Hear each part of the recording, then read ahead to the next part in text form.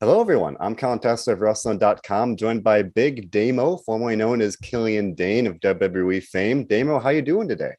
Very well. It's incredibly hot here today, and as I was saying to you off air, I'm looking after a dog, so I'm just back from taking her on a long walk. So enjoying the sweat of Florida weather. So No, very nice, very nice. Sounds like a good day. You were told you're talking before we went on the air. It's Labor Day, so that is why your dog sitting today. So definitely we appreciate your time. But outside of dog sitting, how are things? We're about I guess over 2 months removed, from the end of your WWE run here. So I guess with the benefit of maybe some hindsight and or time for reflection, I know you've done other interviews, but sitting here today, I guess just in a general sense, what are your thoughts about where you stand today, like in terms of how things are with your wrestling career, and just maybe in a general sense to start off. well, honestly, like the same as I feel like 2 odd months ago, insofar as like the once it hits you, and once the realization of everything's in your own power, everything's in your own wherewithal, whatever else. It made things a lot. There's a lot more clarity and things like that. Whereas, the first 2 days, I was mad, emotional, whatever else. And then like you kind of start to realize, there's a great world out there. And one of the most exciting parts about this journey that I've had so far is that I've been able to get to so many places in the world, but there's still places I want to go to. There's still places I want to see. There's people I want to wrestle. And I kind of have almost like no excuse insofar as to do a lot of these things. And this last couple of months has been really interesting. That I've been able to I've been in ring a lot actually. I've been training with a friend of mine I respect a lot, and I've been helping some newer talent as well. So it's been a lot of fun to kind of rekindle that aspect of what I've done before, which was, I used to train people a lot in the UK. So it was really interesting kind of redoing it again, and knowing almost what I've learned and what my opinions have changed, and with regards to how wrestling has evolved as well. But more importantly, it's been good. I've been in it about 2 or 3 times a week every week since the end of June. So I've been making sure to be as active as possible. And then obviously with the world about, hopefully about to reopen again, touch wood as best I can, then it'll be a lot easier for me. But my own main issue is, listen, I'm a foreigner living in the USA, so there's still legal hurdles I have to make before I can get anywhere. And that could be sorted within a week. It could be sorted within a couple of months. And sadly, that's the reality of the situation. I'm here legally, but I won't be able to work legally just for a little time yet. And that is something that we're hoping to get sorted ASAP. We've been on top of for a long time, actually. But you guys understand how it is. Yeah. I'm not born here, so. But no, honestly, the thing is though, I've been trying to stay as active as possible. I'm actually watching more wrestling now than I have in a long, long time. One of the problems I think with being in the bubble in a way is you almost like kind of shut yourself off a little bit. Like I used to be, when I think about before I got to WWE, there was a period where I could have been watching 30 hours of wrestling a week, maybe more. And then you get to a point where, because wrestling is your entirety, everything you do, you travel, everything else is to, from, and about wrestling, you kind of cut yourself off a little bit. So I definitely didn't watch as much as I would have, nowhere near as much actually, as much as I would previously. So it's been really fun trying to rewatch again as a complete neutral. And that's exactly what I am now. And it's funny, the things that I love and the things that I hate are different than what it would have been 5 years ago, 10 years ago, 15 years ago. But it's been fun kind of refinding wrestling in a way. And then it's been great working with younger talent who are brand new in the door, and, being able to explain, why things work, why things don't work. And it's so interesting hearing people's opinions now as opposed to, 10 years ago, and, what people like and dislike. So, it's been a really fun journey, and I'm really excited for what's next when I am able to get out and start doing this professionally again. Right. I'm very excited to see who I'm going to meet, and who's the next crop of talent coming through. And that's one of the things I'm really looking forward to about getting back to Europe, is seeing like all the guys who were there when I left, and who's coming through next, and who's got the determination to really get to the next level. So I'm really excited about that aspect of it, and that's the bit I'm kind of chomping at the bit to get going, because there's a lot of things I want to do. I also haven't been home to my family in 2 years, so because of COVID and everything else. So that's something that's very important to me anyway, that I'm hoping to try and alleviate as soon as possible. So Of course. so that's the next steps, and hopefully that'll be organized soon enough. But in the meantime, as I say, I've been watching more than I ever had. Like, so I'm really, really happy about that. And like some of the guys and girls I've been hanging out with, like to watch all these things with as well, and hearing different people's perspectives and opinions on on different facets of the industry is so interesting. And that's, I think, one of the best parts about when I was in WWE was, I'm able to pick the brain of people from many different generations, which has been interesting. But it's so interesting now because I'm picking the brain of people who have a completely different background, different perspective, and that is something that, again, is it's eye opening because you don't always see it in other people's shoes until you're literally sitting beside them. So, and that's helped a lot. So that's made this journey very somewhat exciting for me because obviously I'm already excited about what I'm going to do next and how I present myself going forward, but then I'm also excited about everybody else's perspective and opinions and things like that, because listen, you get into a way with this 5 years that I was with WWE, and largely things evolved during that time, sure, but largely I knew what it was coming week to week insofar as what they wanted and what they didn't want. So don't get me wrong, they might throw a curveball at you every few weeks. Vince said no clotheslines. Okay. There were some weird things like that do occasionally get thrown, because obviously there was a show where there was like 30 clotheslines or whatever. I understand the ins and outs, but then when it goes to the opposite extreme and you see people winding up for something and going punch, but right. So it'll be interesting, when certain aspects of that aren't going to be there, and it's all on you, and you have to make it work for yourself without other people's ideals and stuff like that, and that's what's really exciting. And I think that's how the wrestling industry, it has peaks and troughs because of things like that. And I'm hoping that we're going to lead to another peak because, there's so much talent right now, all across the board. Yourself, I'm sure. Oh yeah. Last night alone, I was just going to bring it up. Yeah, absolutely. So there's just so much talent across the board, and it's very exciting to see all the combinations you can have now. All the forbidden doors are opened and all these things and stuff that I just never expected to see as a kid. I remember when WCW had little things in New Japan or WWF had with All Japan, all these things, you were oh, that's really interesting, whatever. But then by the time the late 90s came, all that stuff went completely shut down because of contract situations and whatever else. So that stuff's been gone for so long. So it's so interesting to see so many people working together now and just so many combinations, and it's crazy actually. Oh, it is. There's lots to dig into there. I want to talk about, you mentioned you're getting into the training side of things a little more. I definitely want to talk about how you mentioned how you're going to present yourself, but you mentioned it, obviously, the talent in the business right now, the forbidden doors being opened. We're sitting here recording this, literally a day removed from AEW All Out, perhaps the biggest showcase yet of those doors being opened, of the companies working together, of that talent level really just reaching new heights in terms of this accessibility of the difference in WWE having everybody versus now this more open business of wrestling here. So I guess just maybe to hone in on that. Specifically, what were your thoughts on seeing a guy like Adam Cole, who I'm sure you crossed paths with, a guy like Bryan Danielson showing up at All Out, electrifying the wrestling world, and generating so much buzz for just the business itself? I'm sure as someone that's in the business, that can only mean good things for you. And I should say, I still hope that the day will come very soon that you'll be able to officially work again. But sitting here today, looking forward to that, I'm sure that's got to be exciting, right? Absolutely. Listen, last night was. Where they're down, sure, but where they're ups, oh my god, there was the biggest ups possible. And for the likes of Adam, I spent a lot of time with Adam. I wrestled Adam a lot, actually. We were kind of married together for a little while.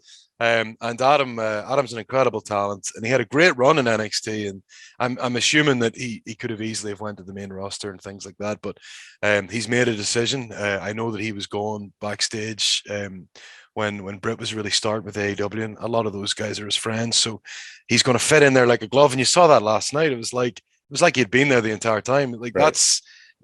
Adam's one of those guys who everybody wants to work with. He's a lovely fella. You know, whether you're playing video games with him or whether you're wrestling with him, like, or even if you're just hanging out with him, you know, he's one of those lovely lads. And I know he's going to fit in great there. He's going to cause a whole new slur of matches, and there's going to be great drama, I imagine, for the Elite going forward, because that's now becoming a very big group. So, and that's going to lead to another set of great matches and stuff like that. But I thought it was a great little swerve when they brought him out, and then brought out Danielson, and like Danielson's, you know, I'm very lucky. I got to wrestle him when I was up on SmackDown, and I got to be with him on the house shows and stuff like that, where he's holding court backstage and stuff.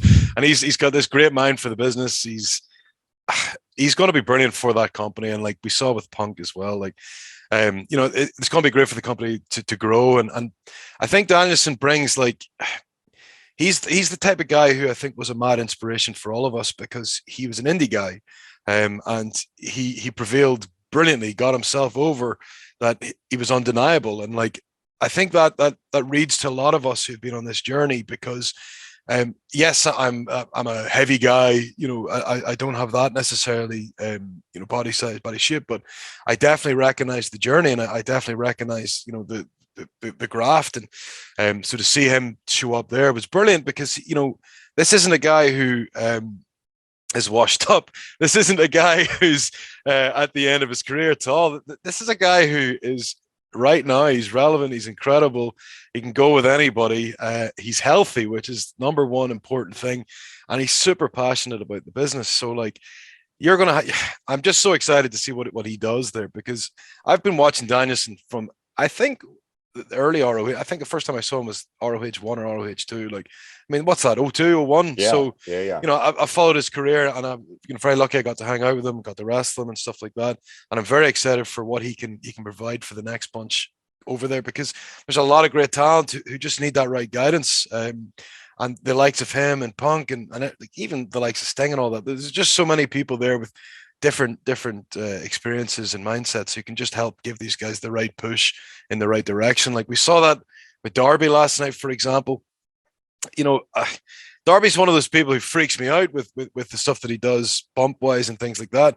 But there's no denying he's like this generation's Jeff Hardy, and like with the right people, like wrestling him and stuff like that, he could be more, you know, and that's what's really cool. He's got a great image, great look, and he was one of the major success stories of the AEW so far. And it was so cool that he had this great match with Punk, and it stood out on that card, which had, you know, 11 other bouts or whatever it was. So, right. You know, that's a testament to him, not just the Punk. So good for him. And I'm excited to see him against the likes of Danielson and stuff going forward, because he'll learn so much from them. And, you know, it is very exciting, like how they go on forward. And like, you know, it was great to be a fan and just enjoy it. And that was been one of the coolest parts. I was watching it with, I was watching last night. One of my friends who's been wrestling for a long time as well. And I was also watching with somebody who's brand new to the business, so two completely different perspectives, right, and that's awesome. You know what I mean? And like, it was a really cool experience for me as well, watch it through two different people's eyes, and just what we liked and what we disliked and everything else. But you know, the best thing about last night was there was a hell of a lot to like. Oh yeah. And I guess, you know, you mentioned being a fan, but now, you know, you mentioned the issues of trying to the work visa, et cetera, that kind of thing. But, you know, at least hypothetically, would you potentially see yourself wanting to work at AEW once you're able to, or, you know, what do you think your next steps might be once you're able to really resume your in-ring career on a professional level, as you're saying earlier?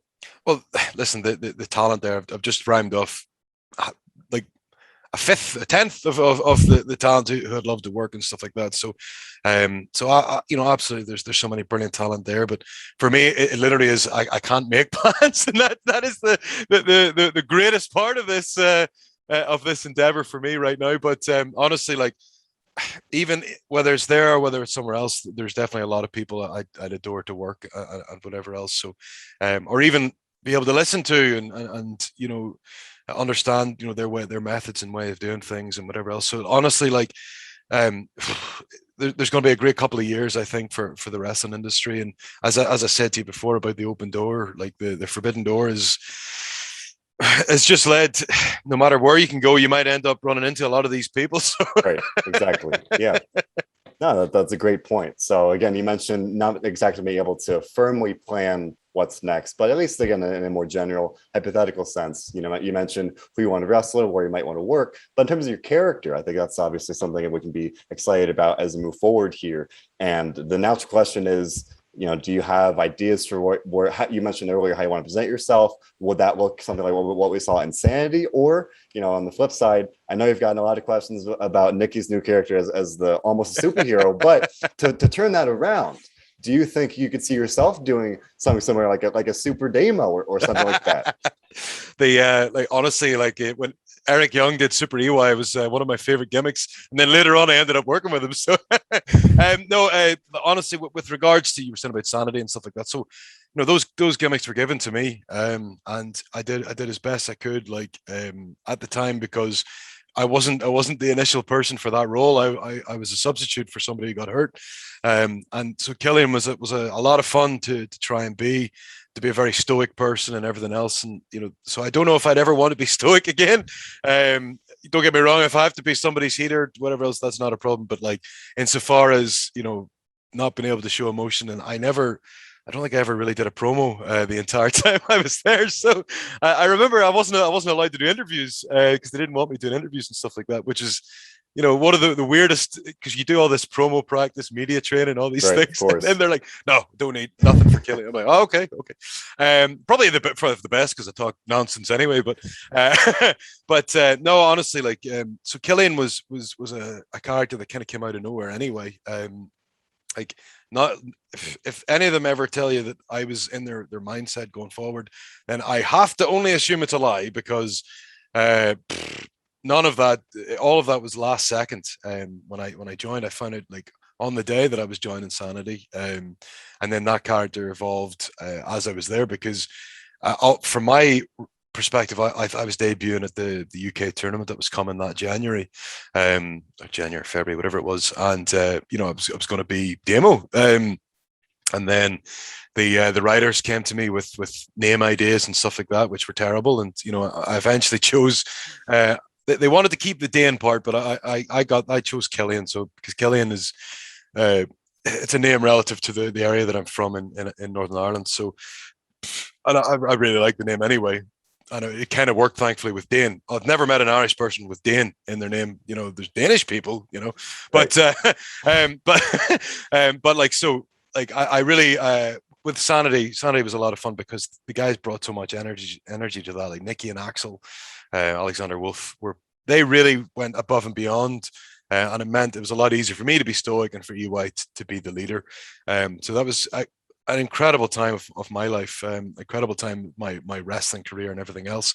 But insofar as what my character is going to be after this is, it's going to be my invention, and that's going to be fun, because one of the hardest parts about being in this is, we're characters in their soap opera, and it's a lot of fun a lot of the time, and there is a lot of freedoms in different ways, but realistically, the emphasis is going to be on me to come up with something that people are going to be interested in seeing. And, that's what I'm excited about, the challenge, because realistically, that is something that you do your best to try and get noticed in the first place. Everything I did to try and get here, or to get to that point, sorry. And I think if the journey that it took me to even figure out that I wanted to be the Beast of Belfast took me years and years and years. It was, I'd been wrestling, I think it was 8 years or 9 years by the time I really figured out that I wanted to be the monster. Before that, I was just a clean cut guy. I was into powerlifting, and that was it. That was the only thing that made me different at all to anybody else.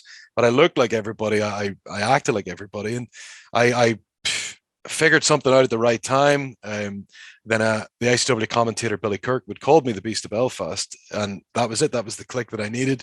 I grew out my body hair, my hair, my beard, all these things that nobody was doing at the time.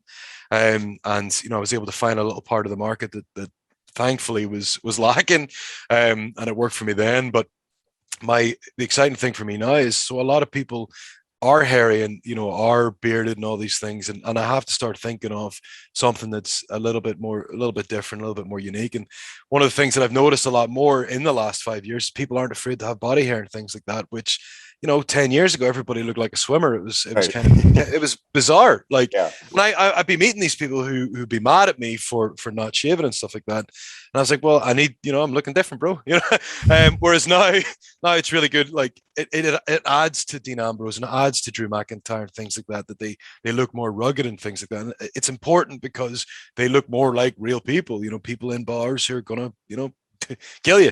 And whereas, we went through a period where everybody was shaving and everybody, was tanned. And, I used to listen. I used to shave and I used to tan. I used to, like, I've got hilarious photos from years ago where I did look exactly like everybody else, and I remember looking around wondering why I couldn't, I wasn't able to stand out, and it's because I wrestled, acted, and looked like everybody else. And this is the thing. Like, going forward is I have to take a long look at myself in the mirror and figure out how I want to present myself and how I want to look going to the next level, because you need to stand out again, and that's Right.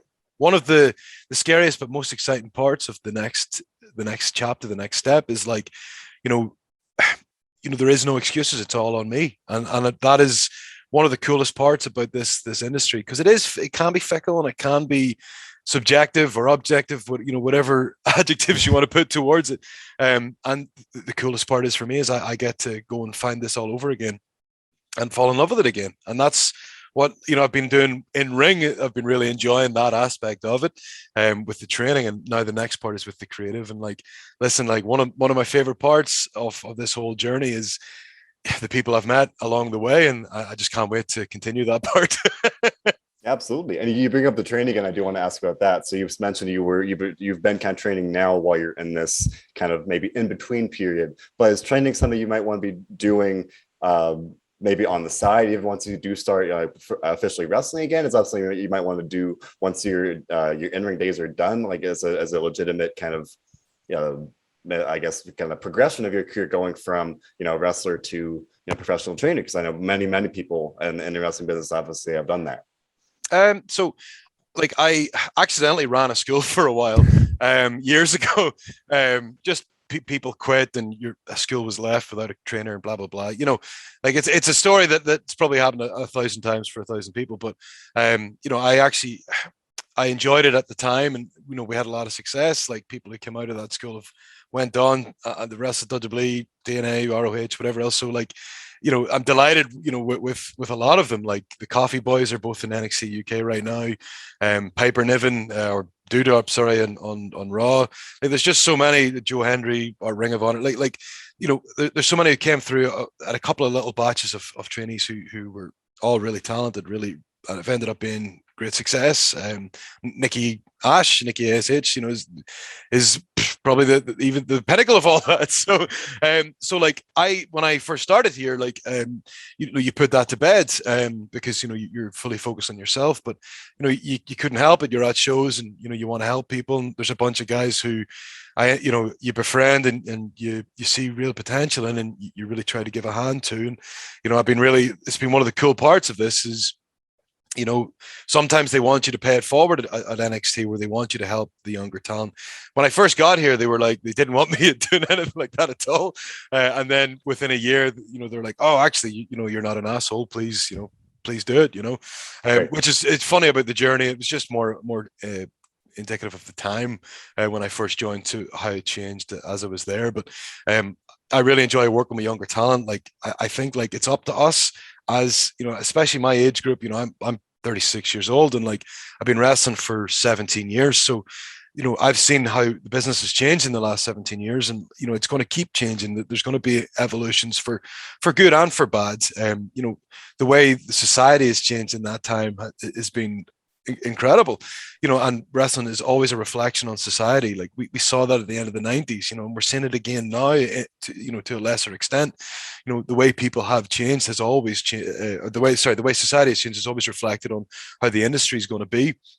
And I think it's important to be able to adapt, and to be able to, go along with that in a way, while still maintaining, the real principles of what this is in the first place. And, you do see that with a lot of schools nowadays. They maybe, lose out on some of the important principles of this, and maybe, okay, your first day, here's how to fall over and here's how you moonsault. I'm not going to lie, there is a bit of that, across the planet. But realistically, one of the main problem is there's not always going to be great leaders in great areas. But I get a feeling that right now, with the talent pool being so high, the next crop who come after us could be incredible. And that's the bit that, as I said, I'm excited about, because with the right advice, I think we can get people who are going to keep this industry alive for 50 years, because they'll be able to learn from our mistakes. And we made so many mistakes, and the group before us made so many mistakes, and blah, blah, blah, blah, blah. But the ones who learn from it and adapt from it have went on to be the absolute best in the industry. And it's exciting to see, what we can do to try and help that next group coming forward. And that's what I'm excited about. I don't see myself opening a school or anything like that. Maybe, if I retire back to Ireland or whatever else, but I'll definitely be happy to work with talent when I'm at shows and things like that, because if you're passionate about this and you want to improve and you have the determination to succeed, then you should be asking for help. I know I did. I went through a period where I didn't, and I stalled and I plateaued for a long, long, long time. And it was only when I realized that I took a long look at myself in the mirror and I sought out the likes of Robbie Brookside, and I was able to find that X factor and, find my next level and make my way, across the world.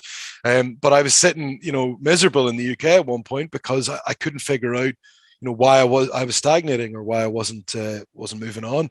But, eventually you figure it out, you start asking the right questions, you start asking the people you respect in the locker room, their opinions, and you don't just but an answer. You listen, and you try to adapt to the criticism, because the ones who do that are the ones who are going to succeed. And I'm not going to lie to you, that's why I did. So great.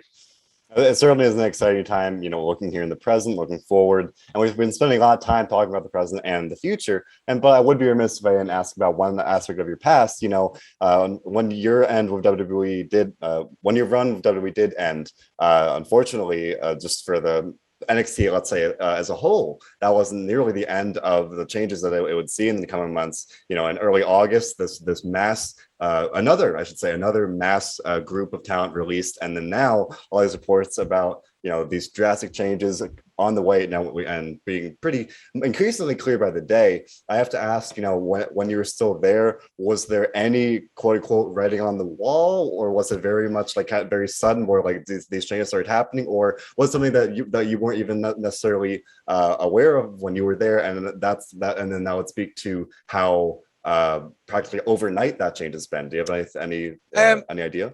So I think you have to factor in COVID, because that hit this industry hard, because WWE is reliant on getting people in the buildings, you know what I mean? And then you take that away, eventually they were going to try and cost cut, because they had a huge amount of people. They hoarded talent for a long, long time. And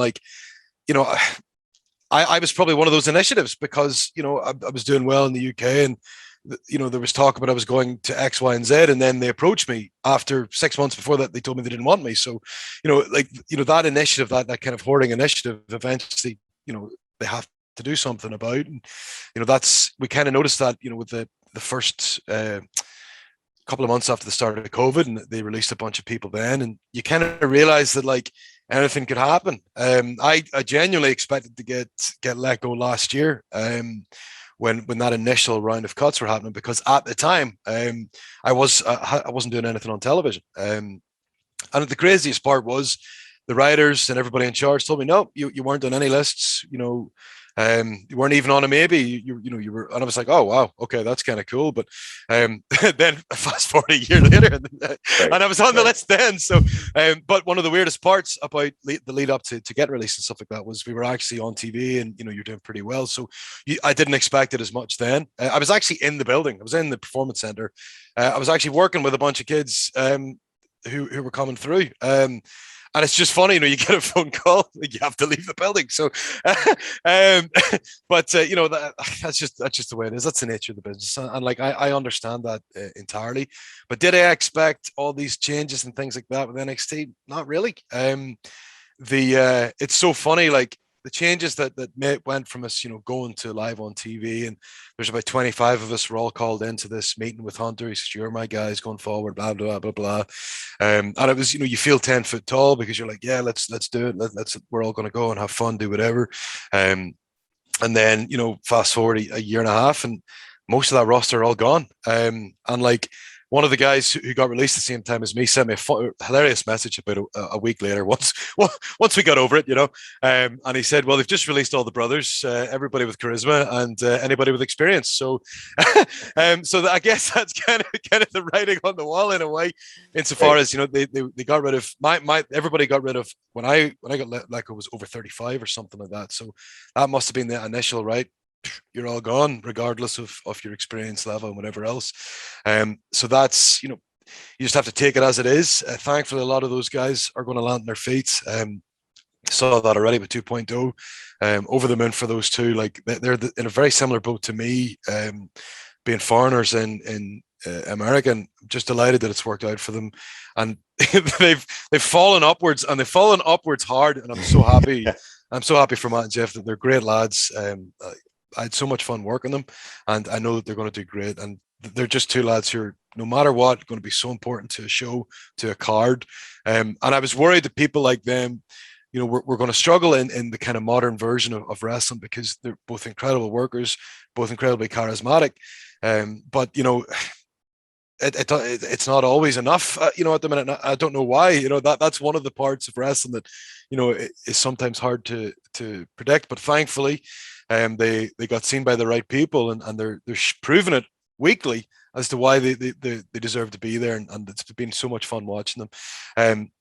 But like, honestly, like with the releases that even came after us were even more of a shock, because they were younger than us, and they were used even more on television. So like, I was able to justify when I got let go, because okay, I'm on the wrong side of 35 by 1 year. But then the next group were again a few years younger, and like, it was crazy. But like, that's that's their prerogative, and it's going to make the rest of the world stronger. And they'll end up regretting it, because they'll have less people, less experience on their shows to teach their next group. And like, me personally, like, maybe it's a good thing for WWE that they can reset, that they can maybe try not to do the styles that everybody else is doing and just focus on their own style. Maybe that's going to be a benefit for them for a while. I don't know. But like, I know a lot of the young talent that they have signed in the last while, like a lot of the athletes, some of them have great attitudes. I worked with the Creed brothers, who just debuted on the Diamond Mine. I was working with them actually outside of WWE. We were helping them with what they were doing, and they've both got incredible potential. They're both great amateur wrestlers who love wrestling. So, the fact that they love it means they're probably going to be a success. I can't guarantee that all of the guys who've been signed in the last while are of that same ilk, but they're definitely two lads to look out for. And they haven't scratched the surface of their talent. They're both incredibly athletic, which is something that I wasn't prepared for until, after a session, we're messing around, whatever. One of them does something, I'm like, what in the name of God? Yeah, they're going to be fine. So, and with the right guidance, hopefully with the right guidance. I mean, there's still guys like Roderick Strong and stuff there who incredible experience, has been all over the world, and the fact that he's going to be working with them on a regular basis is very important. And fingers crossed they keep Roddy on board for a while. So, or else, it'll be someone else's gain, and that's the truth.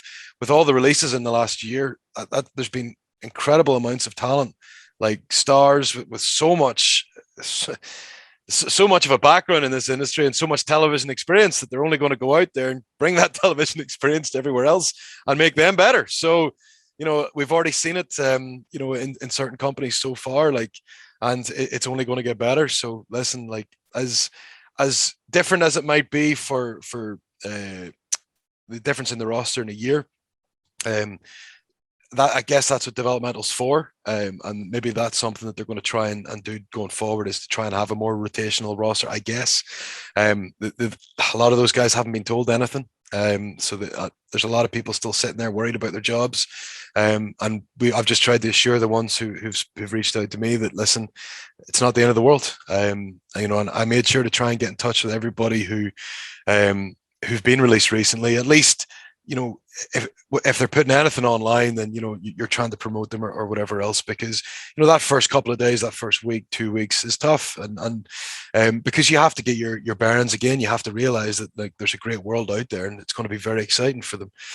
But listen, I get it. Like for the foreigners, for like Jonah Rock and stuff like that, it's he's going to be in the same boat as me. It's going to be tough for a while until he can get his legality sorted, and he's here. A very talented lad, and he's a couple of years younger than me, I believe. So, still got plenty of years ahead of him, and he's a great wrestler in ring, great talent, and I'm sure he'll land on his feet. But that first few weeks, tough. It is tough. And but 2.0 are the best example for everybody, especially people who aren't from America. That listen, anything can happen, and as long as you're willing to be unique and showcase your talent as best you can, have a good attitude, and those boys are they'll probably never win a match, but like honestly, I kind of feel at this point they shouldn't, because they're more entertaining for their excuses than anything else, right? And I've enjoyed watching the show and keeping up with them as they're doing their thing. So, and good for them, and hopefully they can be the example for a lot of them, and even the likes of Alistair Black and stuff like that, like or Malachi Black, sorry. He literally, like, within a couple of days, he was ready to go. He had everything prepared. He knew how he wanted to present himself. And Tommy's one of those lads who's always incredibly creative, and he's going to be an inspiration for a lot of the ones over the next few years who are going to be released. Everybody's name will come up one day. I've said that in a bunch of interviews, but it's true. And as long as you're willing, able, and prepared to to sacrifice and to make other things happen, then you'll be fine. And like, so my message for anybody else who's on those next group of lists, listen, anything, the whole world is out there for you, and you will be fine. Like Aiden English, Matt, trying to remember his new gimmick. He's an incredible fella, and he put something up like a while ago, because he got released last year, and he said, listen, the world is open, don't panic. And I got speaking to him, and I actually was speaking to him recently, and he's got this great attitude now. Everything's happening for him, and he's a great talent, and I'm very excited to see what happens to him next. So that's what I'm saying. He's just one of those examples of people who got caught during the pandemic, and got released the worst possible time, and he's turned it around, and he's doing brilliant. So I'm really excited for him. He can do anything in this industry, like commentary, announcer, let alone wrestler, and incredible creative talent. So good for him. But like, yeah, the likes of Alistair and 2.0 like have proved it, that the possibilities are endless as long as you've got the right attitude. And I'm excited for everybody who did get released in this last while, that once they're ready to go, they're going to kill it. You know what I mean? And it's going to be a lot of fun to watch now as a neutral, you know what I mean? But I'll be supporting a lot of them, because listen, I know how it feels. Right, exactly. I mean, with that's a great way to close it off by saying I'm very, very hopeful that you, along with many of the other very talented people that unfortunately did get released, will be just fine. They'll land on their feet, because, as you said, the world is very much open to them now. So, I hope it's great for the industry. It's great for the industry across the world. At the time, it doesn't feel that way, but I know for a fact when you're going into locker rooms who maybe needed to get that kick up the ass that that some of these people will be able to provide, then it's only going to be a benefit. It'll be a benefit for the next group going forward. So that's the thing for me, that I know that no matter what, it's going to be good for the industry. Exactly. So with that, Damo, do you have any closing thoughts, or just anything you want to plug in terms of your socials, or anything like that before we wrap up here? Well, I've got plenty of closing thoughts, but in so far as the rest of it, no, honestly, like, I'll be keeping everybody up to date with what's happening. You can follow me on Twitter and Instagram at Damo Mackle, all one word. I'll be on Twitch, twitch.tv/Damo Mackle, and prowrestlingtees.com/Damo Mackle. I've tried to make it really smart. Damo Mackle is my name, and I've used that as my branding going forward. But I'll be updating everybody as and when we know what's happening with the legalities of the visa situations and everything else, and I'm looking forward to what's next. So thank you everybody who's reached out to me over this entire time. One of the most emotional parts of this entire experience was the wave of positivity, and I was just not prepared for it, to be honest. And it was something that just, I very rarely get emotional, but like a couple of days after, when all this happens, and the people who reach out and the people who say wonderful things in a very negative time of the internet's lifespan. Right. And people, the positivity has been incredible. And just to thanks to everybody who's reached out and everything else and who's been supporting me since.